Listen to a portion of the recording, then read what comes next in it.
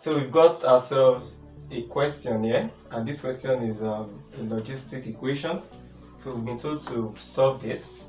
So this is a differential equation. So what's a logistic equation? A logistic equation is just an equation used to show the relationship between the rate of change of population and the current population. We have our logistic equation, and we have been given an initial condition. So what's the essence of having initial condition? So basically, if you solve a differential equation, what you do is you get a general solution, and for you to obtain the particular solution, you need an initial condition. So the initial condition is used to evaluate the general solution. Okay, so let's start. So I assume we all know some of the ways we can solve differential equation. There are several ways. Okay, let me start by saying that this is a first order linear differential equation, which we can use a separable variable method. Okay, so let's start. We have the p dt to be given by p beta minus delta p. Okay, we can separate this guy from this guy. Yeah. So what we're trying to do is we're trying to bring the variables. This is the dependent variable and this is the independent variable. We are trying to bring the dependent variable on one side and the independent variable on the other side. So if I rearranging,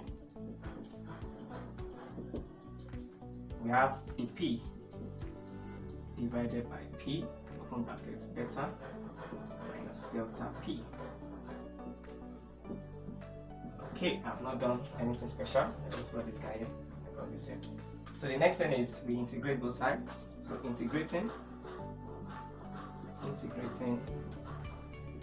both sides. So if we integrate both sides, we are going to have integral of the p divided by p beta minus delta p is equals to integral of dt. Okay, so there's no problem with this guy here because to integrate this is actually easy, but don't forget the boundary condition. Oh, don't worry, we're going to apply this once we obtain our general solution. So if we integrate dt here, this is just t. So I just say integral of this dt is t, which is integral of the p divided by p beta minus delta p. Okay, so we have this, and this is interesting, right? I think it is, because this guy here looks familiar. So let's look at the integrand of this integral. So what is the integrand? The integrand, if I have a function, integral of f of x dx, the function inside is called an integrand. So let's look at the integrand. So let's call this guy equation 1. So working the integrand in equation 1 is given by just the integrand, that's 1 over p beta minus delta p. Okay, now looking at this, the reason I brought out the integrand, let me explain. I cannot integrate this straight up, so I would like to decompose this integrand into partial fraction. So that's the essence of bringing this guy out. So let us play with this and let's decompose it into partial fraction. Okay guys, so divided by p beta minus delta p, and if we're going to split this into partial fraction, this is going to be, let's assume a constant a, just dummy variable, a over p plus b divided by beta minus delta p. Okay, we have this. So multiply through by this, so multiply through by p beta minus delta p. So we are going to have, if you multiply this by this, we have 1, and if you multiply this by this goes out. So we have a beta minus delta p plus b bp. Let's just click bp. Okay, so we can expand this guy, and this gives us 1 equals a beta minus a delta p plus bp. So let us collect the like terms. So this guy will be bp minus a delta p plus a beta. So rearranging this, we're going to have it to be, okay, comparing. Let's go comparing. Oops, my marker. We have comparing coefficients of comparing LHS with RHS. So if we have that, so this is going to be, let's quickly factorize this. This is something as 1 equals B minus A delta P plus A beta. So this implies that our B minus A delta is actually 0 since we have no coefficients of P at this side. So therefore our P is actually A delta. Also, the constant term here is the same thing as this one here. This one is a constant, so we compare the constant terms. So this is going to be A beta is equals to 1. So this implies that A is actually 1 over beta. So let's substitute for A. Substituting for A into this guy here. So we substitute for A. Okay, substitute for A into this guy here. So we're going to have that B is equals to 1 over beta times delta, and that's going to be delta over beta. So we can substitute. So substituting for A and B into the integrand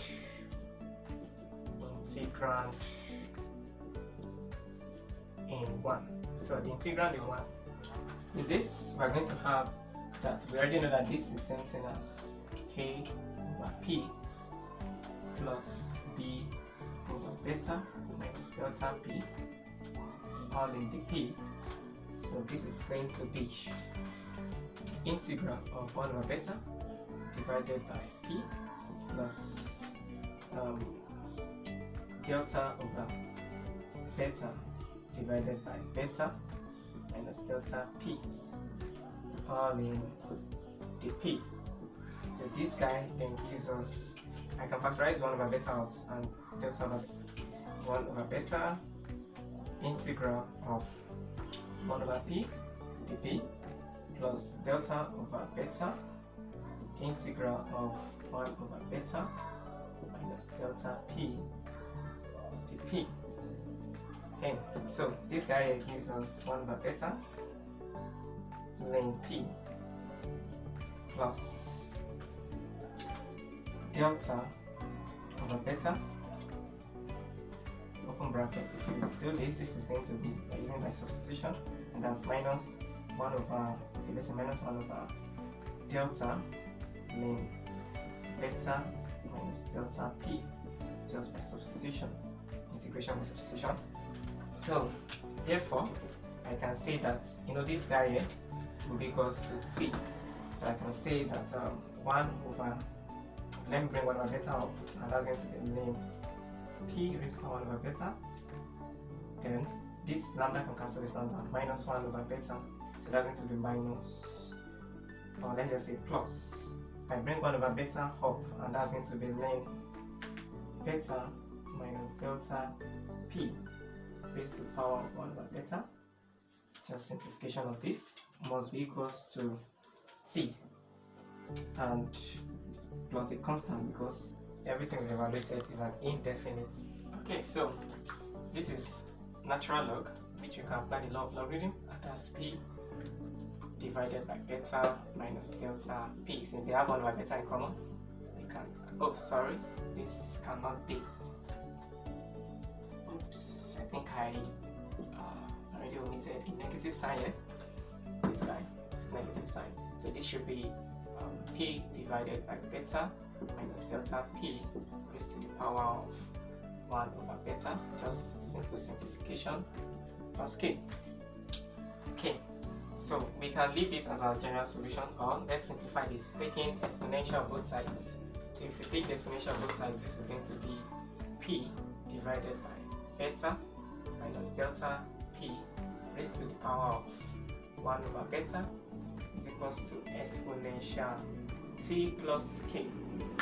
Okay, so this is something else. So we can apply law of indices rather to the right hand side, and this is going to be P divided by beta minus delta P raised to the power of 1 over beta, and this guy gives exponential T dot exponential K. So exponential will be constant, we give you another constant. So we can say that this is p divided by beta minus delta p. This to the power of 1 over beta is equals to a, let's call this new constant a, exponential t. Let me put it here, where a is another constant, exponential k. Okay, so now we can find this constant applying the initial condition given to us. So recall that p of 0 is given by p subscript 0. So p of 0 is given by this. It simply means that at t is equal to 0, actually this p, the population in the logistic equation, this p is a function of time. It depends on time. So but to make this work easier, that is why we've been omitting the time. Then normally I should have been putting something like this, but I don't want it to look rough. Okay, so that means this implies that at t equals 0, our p is equals to p naught. So therefore, if we substitute into this guy here, so we're going to have p naught divided by beta minus delta p naught raised to the power of 1 over beta is equals to a exponential 0, since time is 0. Okay, so from here we can say exponential 0 is 1. So therefore our a, which is our constant, is p naught divided by beta minus delta p naught raised to the power of 1 over beta. So this is our constant a. So we can use this constant to obtain our particular solution. The first solution we obtained there that contains the a is the general solution. So therefore, let me just write therefore, the particular solution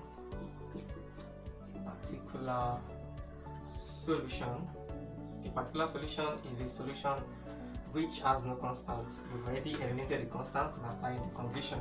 So the particular solution is going to be p divided by beta minus delta p raised to the power of 1 over beta, and which is equals to p naught over beta minus delta p naught raised to the power of 1 over beta exponential t. Okay, so we can multiply through by beta, the power by beta. So we're going to have, sorry, the power by beta, yeah. So we're going to have, this is going to go out, this will go out, and this will have a beta. So this is going to be p divided by beta minus delta p is equals to p naught divided by beta minus delta p naught exponential beta t.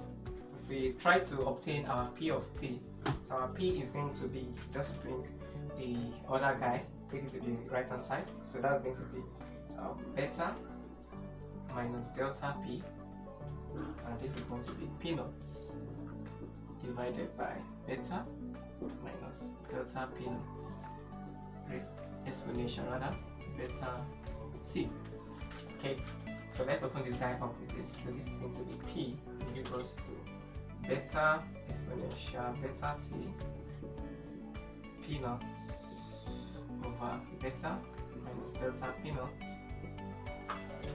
minus delta p exponential beta t in bracket p naught divided by beta minus delta p naught. Okay, so let's take this guy to this other side. So that's going to be p plus delta p exponential beta t p naught divided by beta minus delta p naught, and that gives us beta exponential beta t p naught divided by beta minus delta p naught.